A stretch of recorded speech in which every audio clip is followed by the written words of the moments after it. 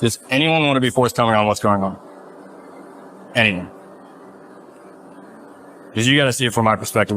What the did I just walk into? Police found 56 male college kids, shirtless, blindfolded, covered in ketchup, mustard, and beer, standing in a pitch black basement at 1 a.m.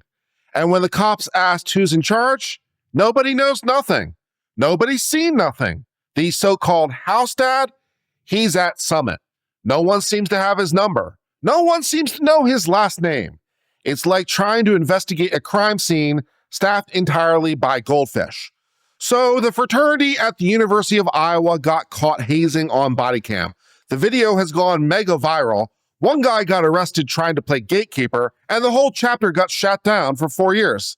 So let's get uncivil about it. So this was Alpha Delta Phi, a fraternity at the University of Iowa, located at 703 North Dubuque Street in Iowa City. Now, here is a fun detail. This chapter of the fraternity had only been established at the university for about a year before all this went down. 1 year. They couldn't even make it through their first full pledge cycle without turning their basement into a horror movie set. What a start. So the incident in question occurred November the 15th of 2024. Just after midnight, police and firefighters responded to Alpha Delta Phi house because someone pulled a fire alarm. It wasn't a smoke detector, it was a manual pull station. Somebody physically pulled the alarm. And when firefighters headed downstairs to check on it, they walked into something that no one was expecting. Okay, well, we need to find someone who's in charge, because this is ridiculous. Hey, this stops here, guys. This is a police department. This stops here. Who's in charge? We're upstairs. How about we start cleaning this up. Everyone take their blindfolds off.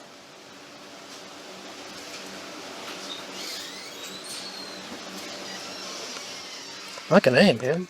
As we could see on the video, the basement is covered in a tarp. There's standing liquid all over the floor. Beer, water, and who knows what else. And lining the walls are 36 pledge class members. They've got neckties pulled over their eyes as blindfolds. They're soaked. Some of them are covered in what turns out to be ketchup and mustard. And in the center of the room, 21 active members, most of them shirtless, just standing there. The windows blacked out with garbage bags. You couldn't see in from the outside. Now the officer recognizes immediately what this is. Looks like we have quite a bit of hazing. So I'm gonna ask again, who's in charge? We can talk upstairs. No, we're gonna talk right here. Who's in charge? A couple of us are. I mean, I don't know. I don't know what to tell you. Nobody seems to know who's in charge, and nobody seems to be in charge. Nobody can name a single person who's responsible. The officer asks for the house dad. That's an adult supervisor who's supposed to live in the house and supervise these geniuses. Where is he? Well, he's apparently at work at Summit. That's a bar. Can anyone call him? No. Does anyone have his number? No. Does anyone know his last name? No. His first name? Eric. That's all they get. Eric. Somewhere in a bar. Unreachable. What a system. In this situation, No contact. okay, we need to find somebody that does. No one does. He's a house dad. Aren't you all supposed to have contact with him? I never see him. What's his name? Eric. Eric, you don't know his last name? Now, here is where things get interesting. While officers are trying to get a handle on this situation, there is one guy who wants to make himself the star of the show. He's standing in the doorway to the basement room, blocking officers from seeing inside, drinking a beer, ripping a vape, and giving the cops maximum attitude. Yeah. So what's going on in here? Oh no, you're just blocking the door so we can't see. Live here. There's nobody live here. Just hanging out. You tell me. No, you tell me. I don't know. You go to University of Iowa? You do? What's your major? Business. Business? What's your name? What? What's your name is? Jose. Okay. How old are you? That's what you want. I want to see my ID. Yeah, you got an idea or anything that proves?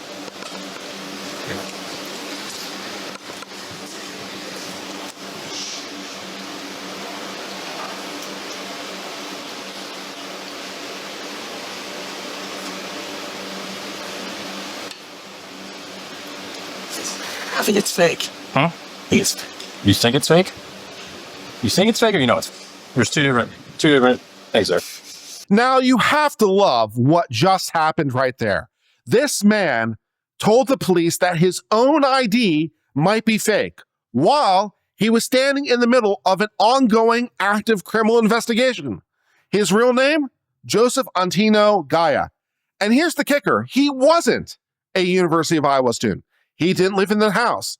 He was a former fraternity member who apparently just showed up to help run the hazing ritual. You got to think about that. This guy had no official connection to the university. He doesn't even live there. And now he's the one playing gatekeeper with the police. Then, when officers tried to pull two pledges aside to check for marks on their arms and necks because they saw things that could have been blood, Jose over here positioned himself right in the middle. He's telling people not to talk. He decides to step in between the officers and witnesses and starts interjecting himself into every conversation. Now, for those of you who might not know, hazing is a criminal offense in the state of Iowa under Iowa Code Section 708.10. It's classified as a simple misdemeanor, but if the hazing causes serious bodily injury, it bumps it up to a more serious misdemeanor.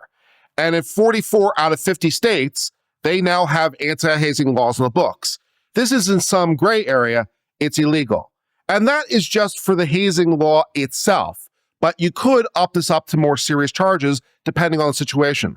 For example, if at any point the people were restrained, prevented from leaving, held against their will, or otherwise coerced into staying, you could be looking at false imprisonment or even kidnapping charges. Obviously, any injury could lead to battery charges or other things. So there's a whole bunch of things you could theoretically charge someone with under the situation. But here was the rub. No one was actually charged with hazing or any other crime relating to this incident. Not one single person. The only arrest that came out of this entire situation was for Jose, and that was for interference with an official investigation, not for hazing.